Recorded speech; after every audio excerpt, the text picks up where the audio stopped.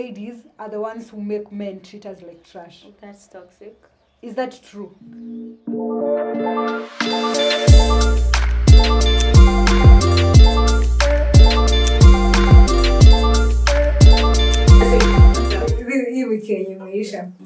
So, first of all, kids are so adorable. Kids. It depends on Guy, correct? I'm sorry. Do you prefer taking a compliment from a kid or from a grown up? That's a tough question. No, it's not tough. It's not tough. I feel it's tough because grown-ups makes me cringe, especially comments that like sini compliments. So like akinipea compliment anza ku make hesabu za why ameniambia hivi, what does he want or what does she want. But for kids, it's okay. I feel too for kids, they're just sweet. They don't know. They don't like wajanza kujudge mtu na hizo scale. So for kids, it's okay. You're always beautiful to a child. Do you prefer a kid or a grown up? For me, I prefer a kid. You know why? Because kids are so innocent, first and foremost, and I feel like whatever they say is the truth. They can't fake it, because if that's why we see kids telling you, "Unakaa vibaya," or "Oh my god, ujaleta uncle." Yeah, ujaleta uncle. So they don't know how to filter. So when a child tells you you look nice, or when they stare at you, and because they have like clean spirits, that's the truth. Spirits. Yeah, they have clean spirits. They're like angels. Okay. Yeah, so I prefer a child, because for grown-ups, they can tell me because they want me. They just want me to I know. You don't want to be wanted? Tough question. No, this is the tough question. This is the tough question. Okay. You don't want to be wanted? Okay, I want to be wanted, but there's a but. I want to be wanted by... Why are we taking this? I don't know. Because I don't like compliments from adults because they No, want it's not like I don't me. like, I do, but when you ask me if I prefer compliments from grown-ups or children, I'd say children. Okay. But even the adults, it's okay, you can compliment me. Yes. Okay. But I feel the children's compliments are genuine compared to the adults. Yes. I want to be wanted. I want to be wanted by, what do I say? Quiet people. Quiet people. Yeah, Yes. quiet. Now, when you received a comment from an adorable little chubby Hey, a kid! And then they were so glued. Niko matatu, and they're supposed to like alight the matatu, but the kid doesn't turn to Shuka. Oh my god. He was so cute and so adorable. He was a he. Yeah, and he was... He was a he. Yeah, he was a he. He was so cute and so chubby. And he's Wow. like, Unaka is very, you're so pretty. I was like, Kai. there's a moment in a melting. It also means she has a pure heart, because I feel if animals can stay around you and children, then you have a pure heart. Yeah. That guy's child. Yes. Okay, so for me, I think kitu nimeona last week, I actually saw the two things in Bamba. So first of all, nilikuwa naenda West and nikaingia matatu, and this makanga, he was so cute. Eh? Not because I wanted him, but he was so cute. Different, like sio vile makanga wanakuanga dati, kuna wengine wanachana miraa, kuna wanaongea vulgar, but this one was scare story. So he was so cute. First of all, he was so cute, he was so clean. Vile alikuwa amejipresent, unaona vile wamevanga hizo uniforms za red. For him, yeah, maroon, it was a suit. Imagine a suit. So clean. Alafu unaona vile kwa merap zile bags zenye tunaikanga mbele do yake ilikuwa a white one, and it was very clean. Alafu gari yake inajulikana, so hakuna like unaona vile makanga wakujanga na grab siji tunaenda wapi. So for him akiwa hapo, kila every other makanga akiwa hapo, like wana respect he's there. Alafu the way he talks to people, the way the older our washosho, kuna vile anaongelesha different these other guys. So ili reach time yangu ya kutuma do pochi, and he was like, unatuma na pochi na cash and it's like unatuma na pochi and it's like thank you. Imagine niliambia thank you and then he passed and it's like sure oh my god. I'm sure it was not an advertisement. No, it wasn't. He said thank you. Imagine he said thank you. For real. Alafu gari na vile gari zinapitana kwa bump and then there's this lady ali vile mtu atingikanga and it's like Sawa. Okay. He made my day. He made my I was like, damn, mimi ningekuwa na kazi ningepewa mtu. This would have been the first person ningememploy, yeah. Because this report here. Yeah. So that is the first one. The second one, I saw this homeless guy. Man, alikuwa na 6-pack. Wallahi. Alikuwa na 6-pack. I'm wondering. Guys, no. Oh, very interesting. Interesting. Like kulikuwa na picha kwa gari and then alikuwa amekaa tu nje kwa barabara alafu kwa na shati. Alikuwa na 6-pack and there's like kulikuwa na a guy mwenye tulikuwa na yeye tukienda anaitwa Constant and there's like Constant ili come to homeless ako na 6-pack. What about you? Unakuwa kitambi kwa nini? Uongelea mtu homeless nikakumbuka tuliona it was me and my friends tuliona mtu like these people wenye wanakuanga wakiomba pesa kwa nini alikuwa sat kwa wheelchair but si njana kulinyesha viatu zake zilikuwa matope. I'm not even kidding. I think my friend took a photo. Like nani beshte yangu alinionyesha like ebu ona. You guys are I'm not about thinking imagine ako kwa wheelchair anaomba alafu viatu zake ni chafu. Labda wheelchair ilikuwa imevaa viatu. Ama maybe like I don't know. Okay, let me not overthink. But maybe the way I can wear your shoes and then bring them back. Sure. But why do they? Why would you come wear my shoes? We see and we don't judge. We just see. Yeah, hiyo mimi nilikuwa reflect. shoes and he doesn't walk. Or maybe Naziko na that. Or maybe alikuwa amechoa hapo aoshe. You never know. Hakuwa anafanya kazi ya kuosha, alikuwa na like omba. Okay. So make it make sense. But I think we have some people, yes, who are on the wheelchair, but they can like walk some steps. I know why his shoes had nini. Mhm. Sikuna wale watu wanavanga viatu kwa mkono. Oh yeah, maybe. Okay, maybe. Yeah. That one Maybe. makes sense. Yeah. Fair enough. Joy. So for me, something interesting that happened to me is I don't know why we are talking about matatus today, but I was in a matatu some other day, and when I was going, there's someone who really wanted to talk to me, and I tried to into the conversation, but then again when I was coming back, someone else tried talking to me. They were passengers. Huh? Yeah. So it got me thinking, kwani how friendly do I look that everyone just wants to talk to me? Have you ever seen your Danger smile? in you. It's danger in you. Hands up. She's So a that funny is something machine. interesting that happened to me because I'm just like, these people don't know me. Why do they feel so comfortable to just want to talk to me and start a conversation and ask me questions? So that is one of the interesting things that happened to me this.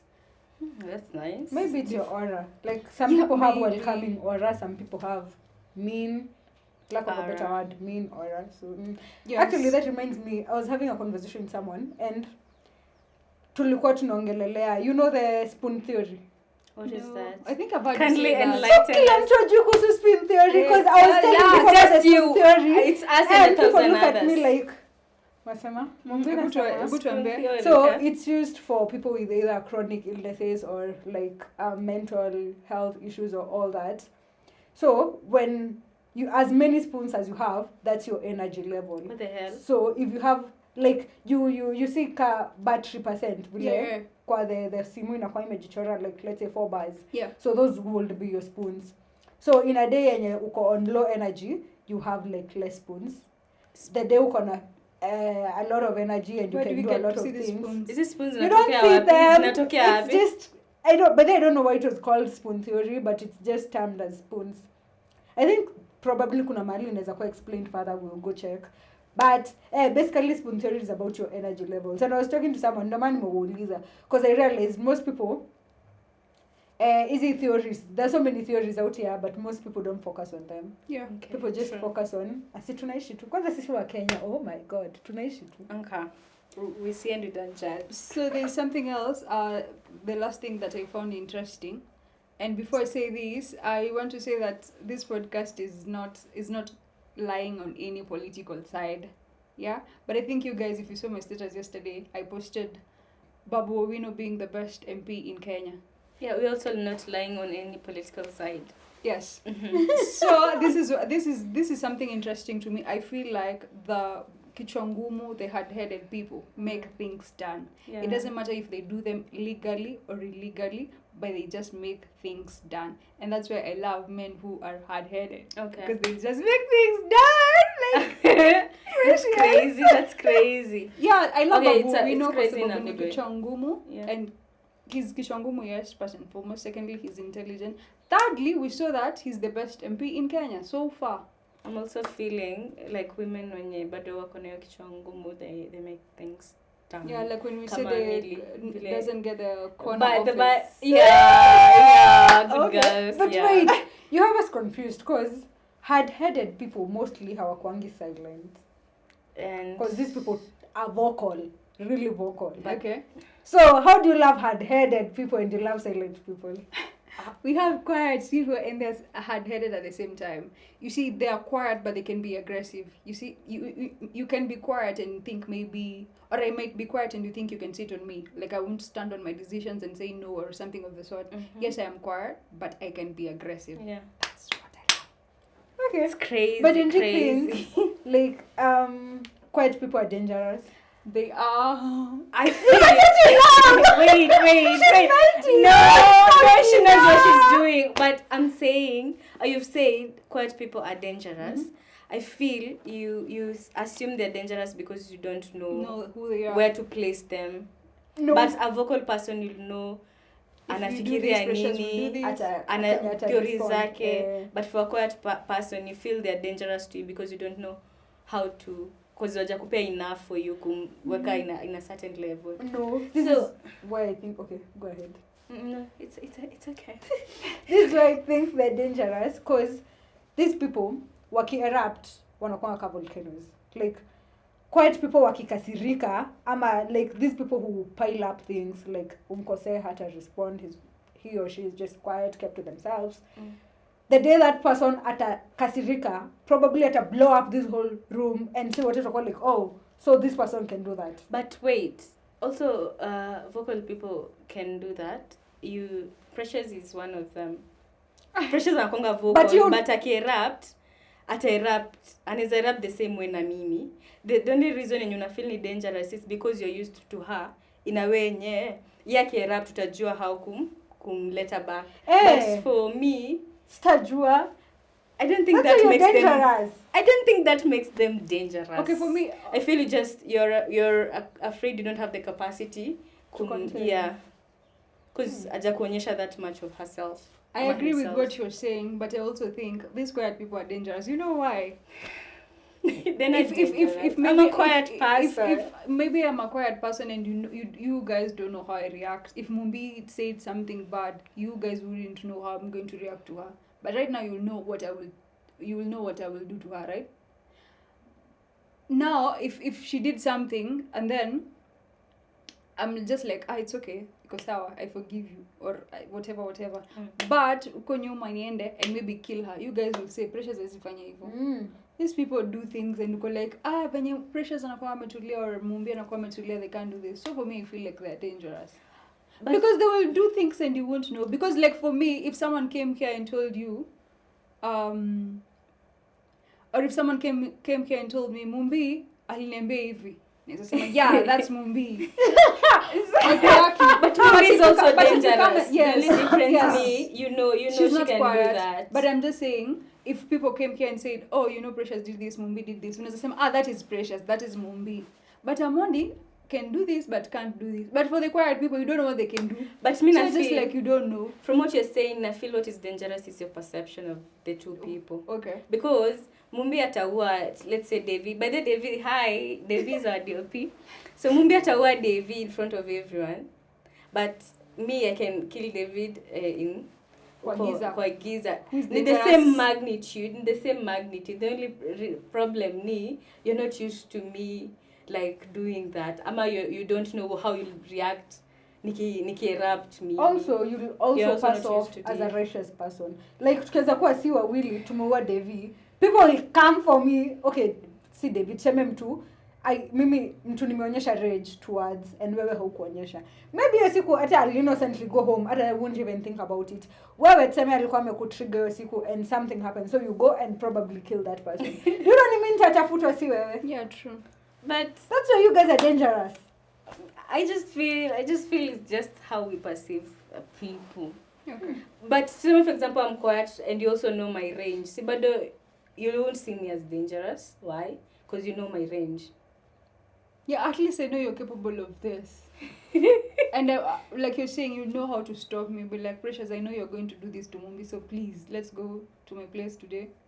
Because I don't want you getting in trouble. But Okay. if you don't know, you'll just let me go and I will definitely harm Mumbi.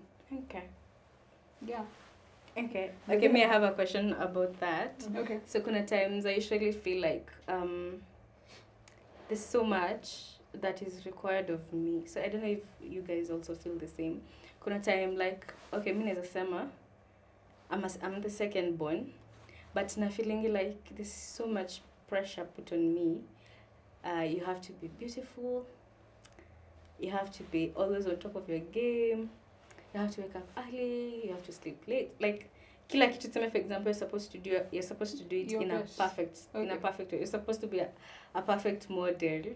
Like ndo a lot of people wako accept Amando ukwe that idol to many people. I don't know if you guys also feel the same. We do feel the same. Personally, I do. But saa zingine najiambianga, why should I conform to social construct? Sometimes it's okay to, like, there's only much you can handle, there's only much you can do, there's only much. Kuna limits huwezi fika hata utake aje. Growing up, sasa hivi kwanga najiambia by the time I'm turning this age, nitakuwa na gari, sijui nitakuwa na nini, sina. Does that mean I'm supposed to kill myself? No. There's only much you can do.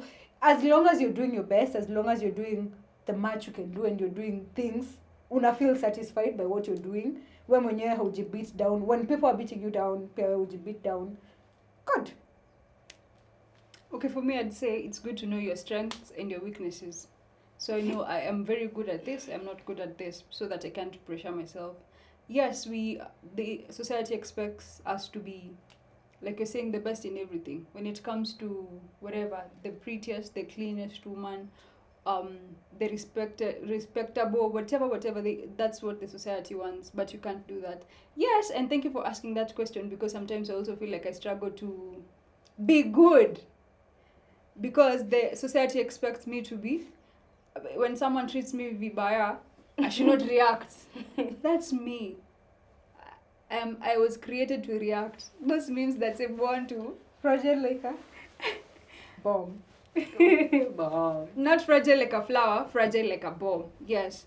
So I feel like it's good to know yourself and you know, this is me, I can't change myself. Even if people want me to not to shout when I'm angry, I can't stop because that's me.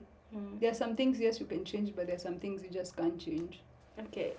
So question, like, just say for example you're doing your best, but you're not meeting standards. Do you ever feel like maybe they're correct? Maybe if it's your friend, your parent, or someone close to you, a mentor.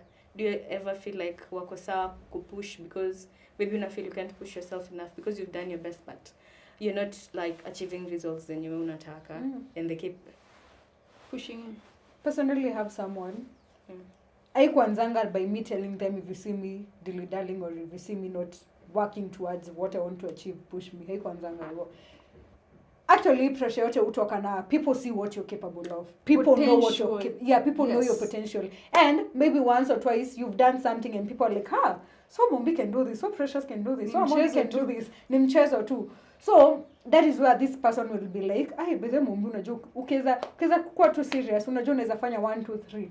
So it started to hivyo. Mumbi ukiweza, and eventually sasa imefika mahali, if I am backtracking or if I'm doing some things, this person he will come na ataniambia unajua nini wewe msichana uko na mchezo ebu focus, restructure yourself, do this hivyo.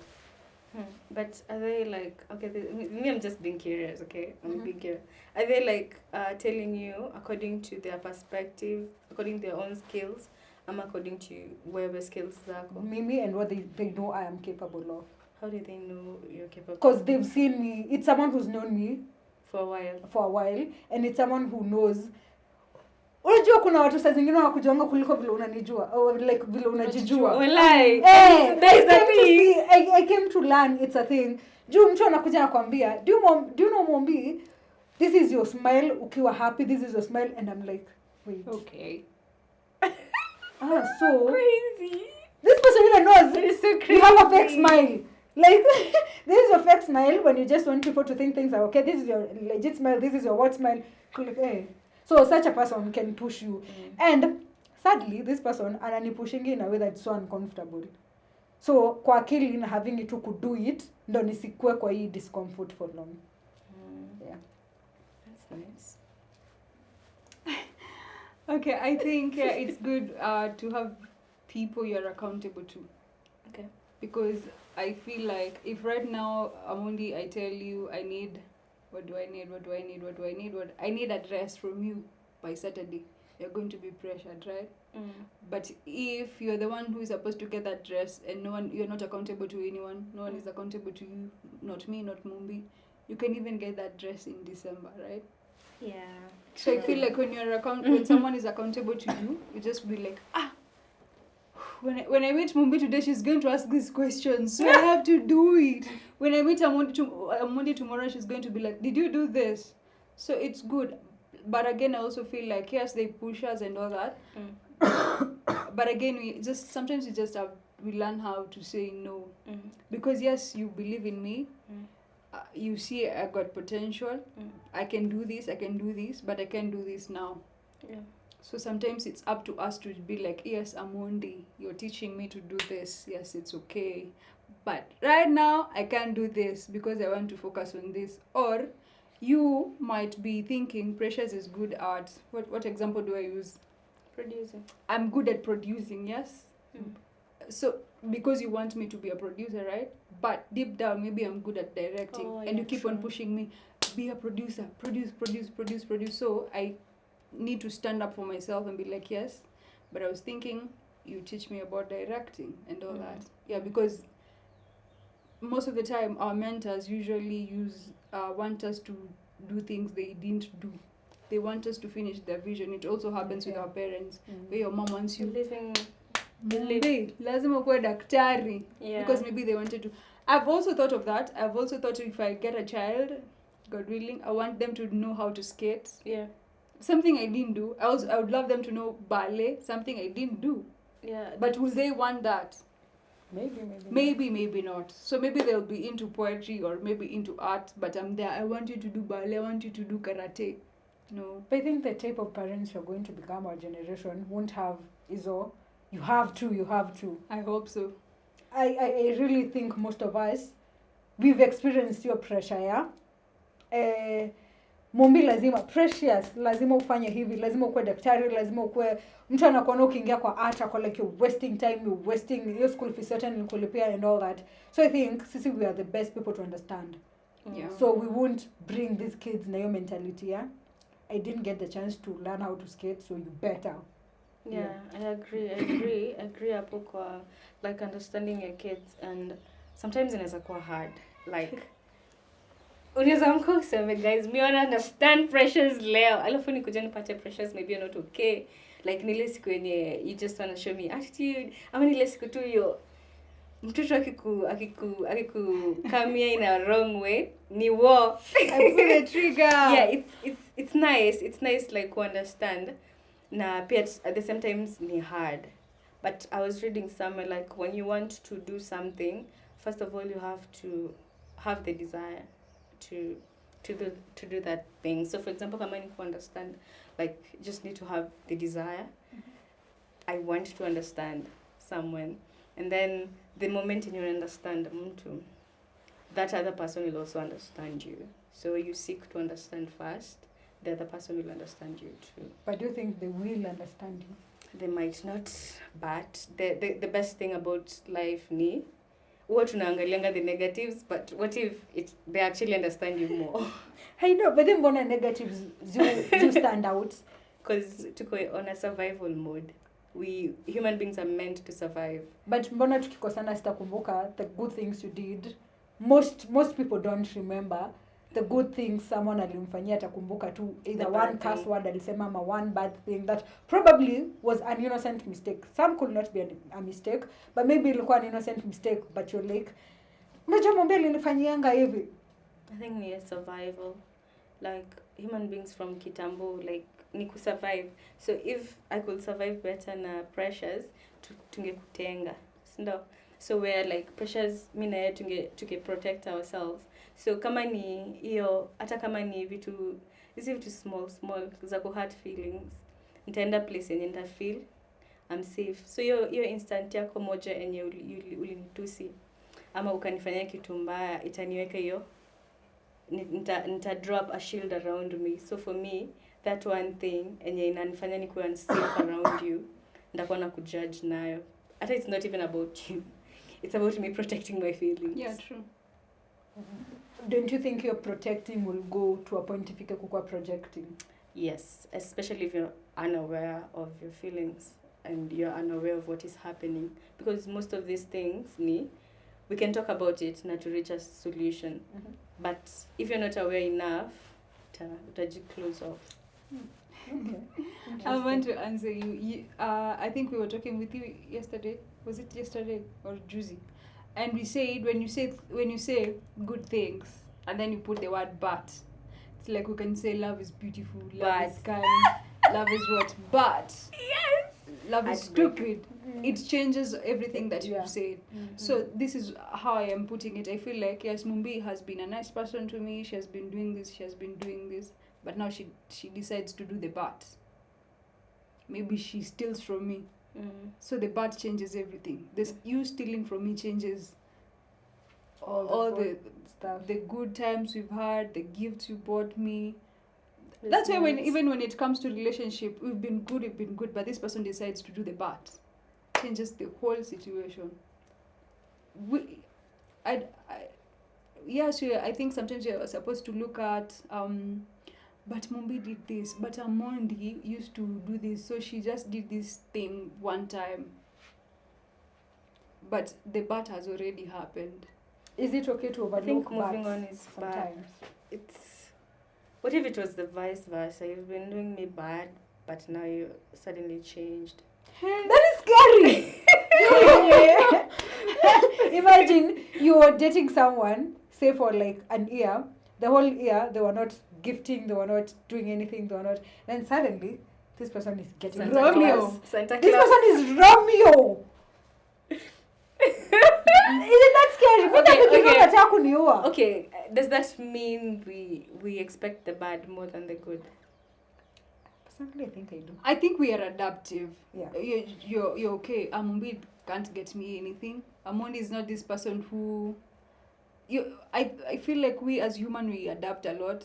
Like we adapt to so many things because you're just like, I know pressures will come with her lunch peke yake. We adapt to it, right? Every time when you come here, Precious is just going to carry her own water. You adapt to it. So when you come here again, you will be carrying your own water, right? Because you have adapted to it. I think I'm going to research that. I was thinking like the first image you give someone. To some example of First Precious. impression. Not even the first impression, the image. Right now I have this decent image about you. Precious. Yeah. But the moment something happens, either a bad, okay, most importantly, if it's a bad thing, it changes the whole image. Yeah, and then the I start treating you differently. So I think I just need to research why the bad always overshadows the good to some people. But to others, inakuanga like, let's talk about this. I see you've done this. What's happening? Can we talk about this? Because you're not usually like this. Kuna watu who'd go. Where to do us we that draw the direction. line ya overlook that bat? At what point do you know? Oh my Hii God. acha tu nibaki na hiyo bat na stick, and what do you know? We can talk about this and we cannot talk about this. I think it's boundaries. Mumbisi, you know boundaries. To some, if I overstep your boundaries, kuna something you can forgive, kuna something you can talk it out, and kuna something ile from now on, me and you tuko sworn enemies. Yeah, and I also think it depends with the relationship that you have with one another, because I feel like you know me better than Amondi. Why did you do that? You knew if you did this, I'd get angry. Yeah, and I also want to answer that question about staying. I feel like when someone does something bad and then you keep on staying, you overlook it. This is what leads to toxic relationship. True. Especially if you overlook and you're not working towards either mending or bridging the gap, ama just communicating ndo mjue shida iko wapi. Speaking of toxic relationships, nilikuwa TikTok na scroll, and then there was this lady who was so agitated because I think it's Hannah Benta or anaitwa nani alisema we ladies are the ones who make men treat us like trash. That's toxic. Is that true? I don't think so. I feel it's true. You know why? How? Okay. Okay. We are listening. I want to listen to you. With an open mind. I have the desire to listen to you. With an open mind. Okay, because I think women make men treat them like trash. Yes. Okay. I feel it's just the way you present yourself, right? Let's leave alone men. Right now, if I present myself like I don't tolerate people coming late. If Mumbi were to meet with you in town and then 2 minutes you're late and I'm not there, you go too late 2 minutes and I'm not there, right?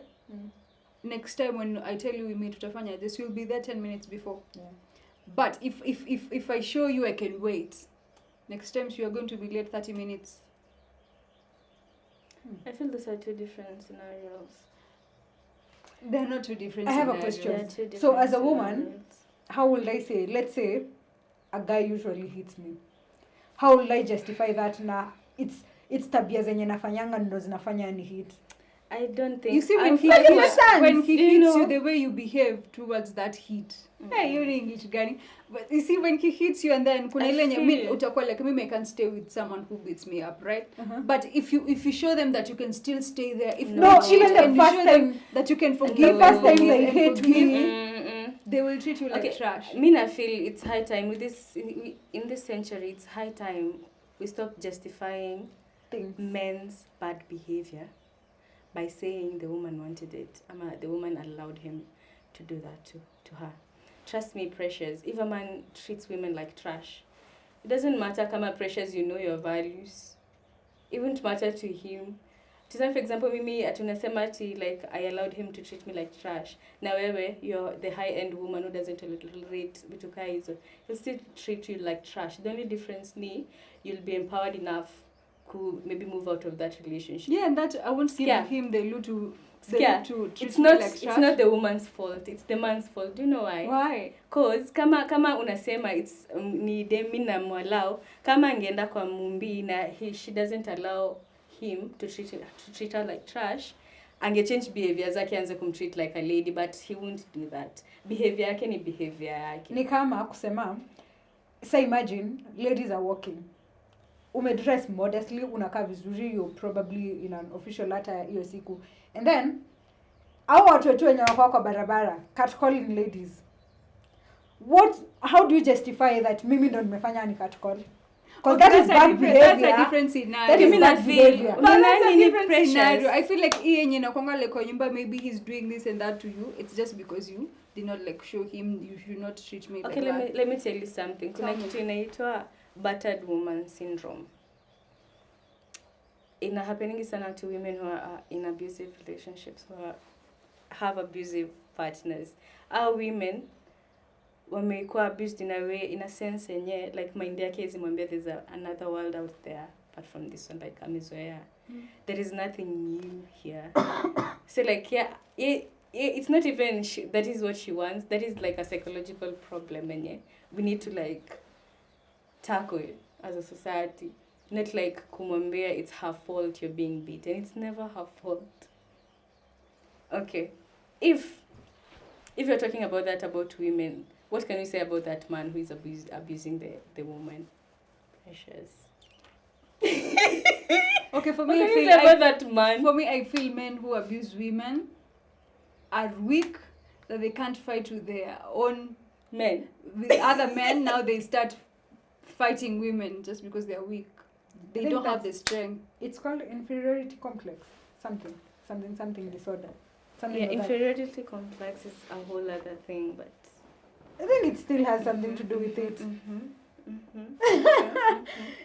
Cause also hata generally away from it, like easy instances zenye tunapatanga, people projecting, like nikiwa hapa you guys demean me nikiwa mahali, I'm not like loud, vocal and all that, so the one person mwenye nitapata neza kuwa vocal towards The weaker vessel. that weak The link weakest, moja yeah. mwenye nitapata, Mwenye I will like all the rage, all nda project kwake, kila kitu ndaitoa kwake. I have another I get example. Precious. I have this friend mwenye unaona vile nasema like women allow them to treat them like trash. That guy alikuwa ana treat a certain lady vibaya, like anytime he'd want like to see her, angemcoil and stuff, and they do their things, like angemistreat.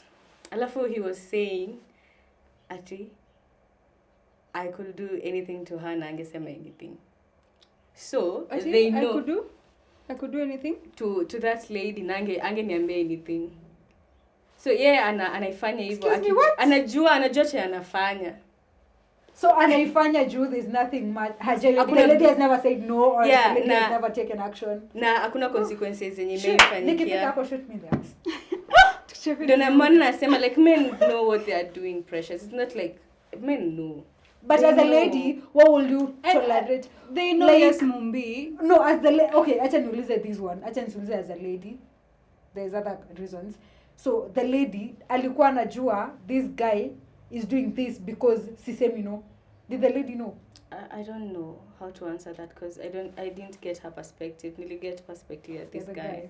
So me I'd feel like one, maybe nile face and you're too much in love and you say no. Yeah. Or two, you're so used to this you don't know Any if different. a man could treat you right Yeah. or if it's wrong. Like you're just used to this abusive situation. Mm. Now three, maybe hauna any other life apart from that.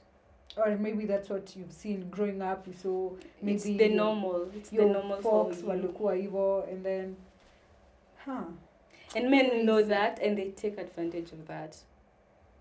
I'm yet to find a man who'd like tell her woman we need to go for therapy, ama we need to go for counseling, ama you need to talk to someone. because like she's taking in bad character. Crazy. Let's wait It's for that bad. one. That is Bad. That is a lot. That is another whole other story. That is a You lot. guys will create an episode to just talk about abusive relationships. I know, yes, and I'm Yeah. also reading a book on Okay, reader. Narcissistic what? Tendencies. Yeah. Me, I'm reading a book on habits, like how you create habits and why those habits stick with you, even if you try to change. I'm reading a book that is so direct with my life. Oh my god, okay, confession It's a Nigerian book. I won't even say the name, Ju. Please Kila don't. mtu atakuwa Please don't. like, so this is your life. No. But growing up, the main character of your story, that is how my family was. That is how my life was. Okay. And seeing someone else write about it, it's like a You like feel a like you're not hug. alone. It's like Yeah. a pattern that bad. Yeah, you're never alone. You're never I'm alone. not walking. Okay, me so I Liverpool, but I'm not walking alone. What a Liverpool. Msianze kutubasha hapa kwa Where comment. is Liverpool coming from? Here you will never walk alone. Yeah.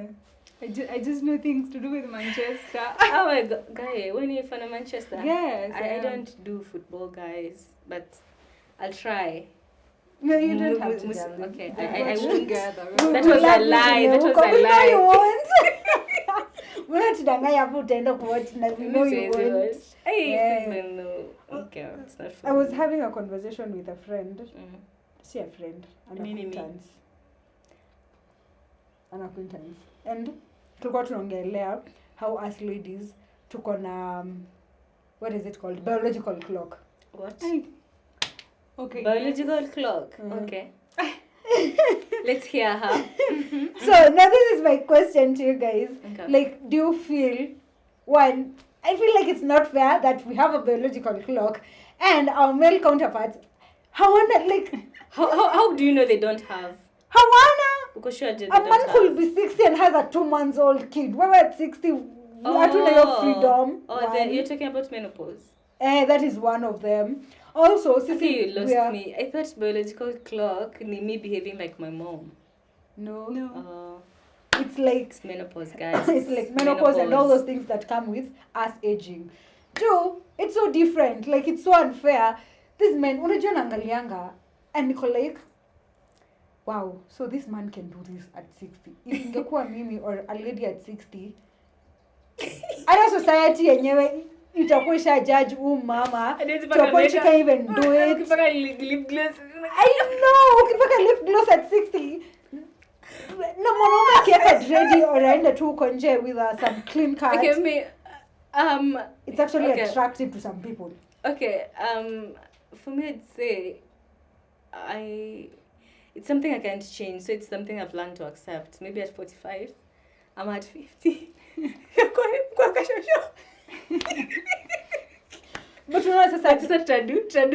don't you think inafanya saa zingine us ladies tuna make hasty decisions because najiambia, "Guy, if I don't get a kid by the time I'm this age, sitaweza, if I don't get married at this age." And it's so wrong because haifai kukua hivyo kila saa. Like, let us live a little bit. Okay, I understand your worries, but sasa it will mean for a woman anafaa plan maisha yake haraka kuliko a guy. Like, kuna boy alikuwa niambia ati 45 sasa ndo yeye ameweza, ameingia supermarket vizuri at 45. So sisi at 45. At 45. Yeah. 5 years Yeah, it to will 50. mean, it will mean for the woman itabidi grow up haraka. No wonder women grow up faster than compared to men. the guys. At least we have an advantage there. But still. You've said that, and then I've just remembered. I feel like the society really treats, should I say, older women with no children. If we can have a guy come here who is 50 and they have not married, they don't have a child, but we wouldn't say like it's a big deal. He stays alone. Yeah. But you just try to be 50. You don't have. Let's talk about Don't 35. try. To say that Hey, about, don't try. let's say 35 or 35 to 40, you don't have a child. 28, 28 really, you're still young. Yeah, 28, 29, 30. Let me tell you, say ukifika 28. 28. Very haiko badly. 28. I know. 28. Your mom. So let's say you're okay. Let's say 28, 29, Let's say 30, 35. There, you don't have a child. You're not married. You're not married. You've never had a serious boyfriend. You are staying in a neighborhood where we have people who are married. First and foremost, people start saying that you might take their husbands away. Yeah, they tell me. Second thing, they might say you're barren or something of the sort. Another thing people may start saying, maybe it's very kwanza sana sana in ushagos, they might see like you're like should I say a witch or something. I feel like they usually see you like a very different person from other people in the community just because you don't have a child. I don't think And that's it's not going to be very good for you to stay around people like watu watakuwa tu wanakubasha. And I've had this conversation with my mom where I was just like, sometimes when I look at things I just feel like I can stay like that without having a child. And she's like, no, the community is not going to accept you. It's better you even have one child with no husband. And that's even. And I was just weird. like, that is even worse. Hey. And I was just like, what if I will have other people's children, like my sister's children. And then she was just like, at that point, they are going maybe to hate you. They're not even going to be allowing their children to come to your place or anything of the sort. So I'm just like, I don't know why it's that different. But I feel like in this way, in the 21st century, and people can do whatever they want. You can get married and decide not to have children with your husband. Yeah. You can decide to stay alone. Yeah. Yeah, true. But then I met a guy who told me like if he ever got married today, he won't have children. So there was this Who is he? sitting tulikuwa nayo pia. I know a guy and he was like towards you want them. Nakupea his number. This person was like, it was one sitting. Mimi na hii mdomo yangu. Mimi najiletea tu mashida. This guy says he doesn't want a wife And if he ever gets a wife, he doesn't want kids. Oh my god. Really? Mimi nikasema, I will probably say I want to end up married, probably. But Yeah, hapo kwa probably. kid, What does probably mean? I don't know. I've never pictured myself. Yeah, you Hizo zote. bado tu But do you know what the worst thing about meeting the love of your life ni?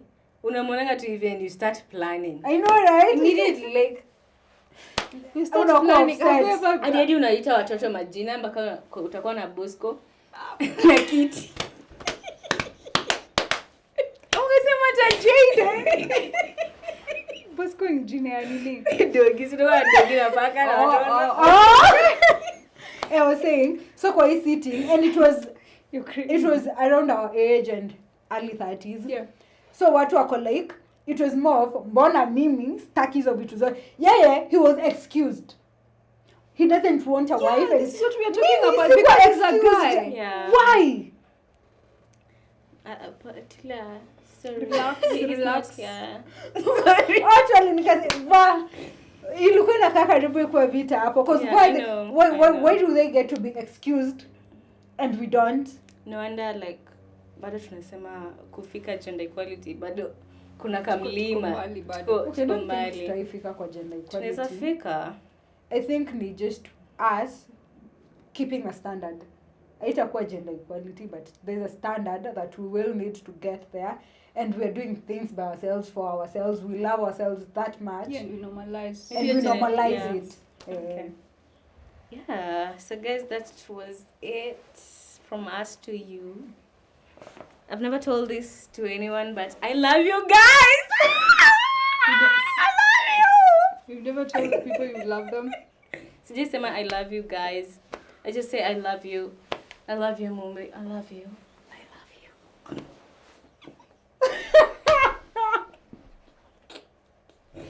So guys, this is... Precious Masharia.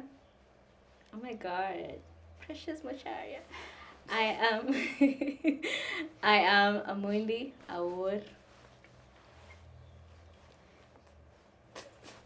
Signature. Anyways, I am Mombi Washira. And thank you guys, it's been real. So follow us on all our social media platforms: YouTube, Spotify, TikTok, Instagram, Facebook, Yeah. at Let's Talk_her. Let's talk and let's go home.